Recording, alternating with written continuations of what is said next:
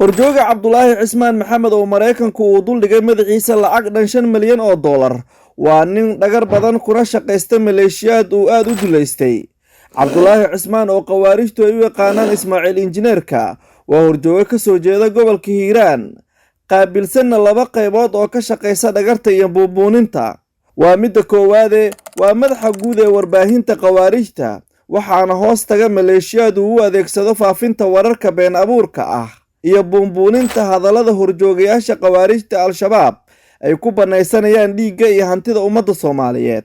waa midda labaad waxa uu mas'uul ka yahay qaybta qaraxyada oo ay ka shaqeeyaan maleeshiyad isugu jira Soomaali iyo ajaanib, kuwaas oo diyaariya qaraxyada lagu dhibaateeyo shacabka Soomaaliyeed. qaybtan qaraxyada waxaa si gaar ah mas'uul uga ah ku-xigeenka Ismaaciil Injineerka oo lagu magacaabo Mustafa Jihaad, sidoo kalena loo yaqaan Axmed Gurey, waa nin u dhashay dalka Mareykanka.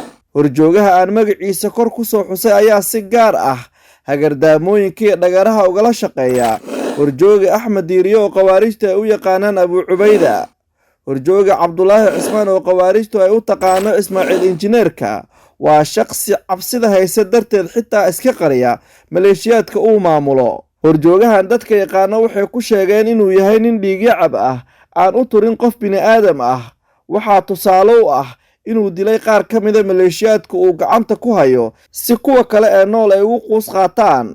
xogta aan helnay ayaa sheegaysa in horjoogahan uu ku dhuumaaleysanayo gobollada dhaca koonfurta Soomaaliya, si gaar ah waxa uu ugu badan yahay gobollada Shabeellada Hoose iyo Jubbooyinka. maleeshiyadka qawaarijta ee sida xoogga ah ugu shaqeysanayo horjoogahan ma noqon doonaan kuwa ku tartama soo sheegistiisa si ay u helaan lacagta madaxiisa dul saaran ee 5 milyan, ummadda Soomaaliyeedna ay kaga badbaadiyaan dhagarta iyo hagardaamooyinka uu maleegayo.